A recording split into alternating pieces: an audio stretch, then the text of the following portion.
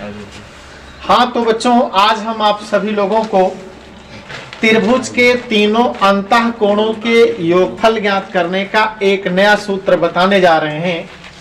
यह लिखते हुए कि किसी भी बहुभुज के, त्रिभुज ही की बात नहीं है, कोई भी आकृतियां हो उसके अंदर बने हुए सभी कोणों के मान ज्ञात करने का एक फार्मूला। n भुजाओं वाले, सूत्र का नाम क्या है?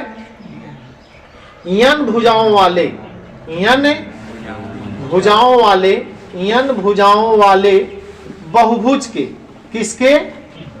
बहुभुज के सभी अंतः कोणों का योगफल, सभी अंतः कोणों का योगफल, कोणों का योगफल जिसके बराबर होता है n-2 गुणे 180।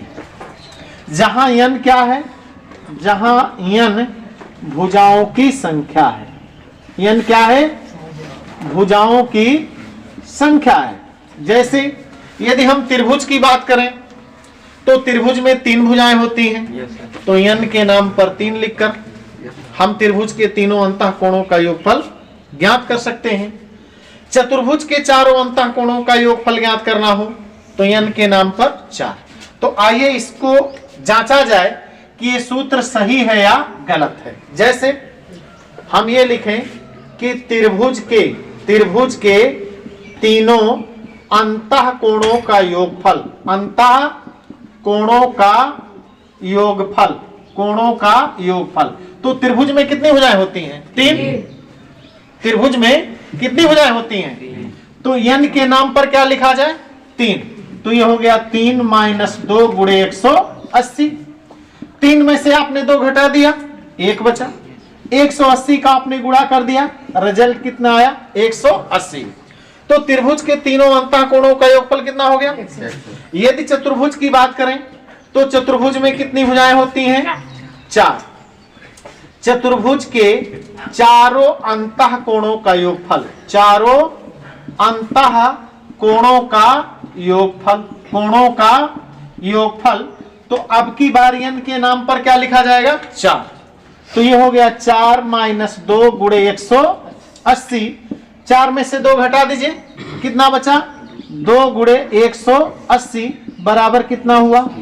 तो यह एक ऐसा फार्मूला है, एंटीबायोटिक फार्मूला आप समझ लें, कि किसी भी आकृति में चाहे जितनी भुजाएं हों, n के नाम पर यदि त्रिभुज है तो 3 लिखा जाएगा, चतुर्भुज है तो 4 लिखा जाएगा, पंचभुज है तो 5 लिखा जाएगा, इस प्रकार खष्टभुज है तो 6 लिखा जाएगा, सप्तभुज है तो 7।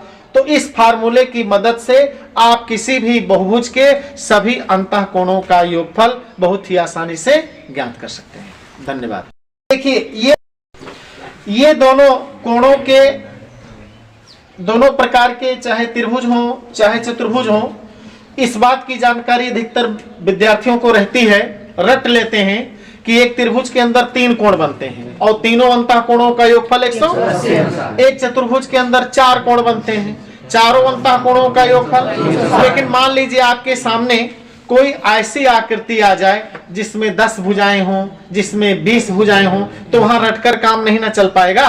तो ऐसी दशा में आप फार्मूले का प्रयोग कीजिए, 10 भुजाओं वाले बहुभुज के भी सभी अंतः कोणों का योगफल आसानी से ज्ञात कर लीजिए। मान लीजिए आप ज्ञात करना चाहते हैं कि किसी आकृति में 12 भुजाएं हैं, तो 12 भुजाओं वाली क्या लिखा जाए?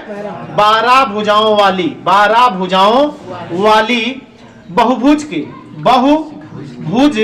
के सभी अंतः कोणों का योगफल, सभी अंतः कोणों का योगफल, कोणों का योगफल। लगा दो फार्मूला, वही जो आपने सीखा है, क्या? n-2 गुणे 100। अब n के नाम पर 12 लिखा जाए, तो ये हो गया भैया जी 12-2 और गुणे कितना?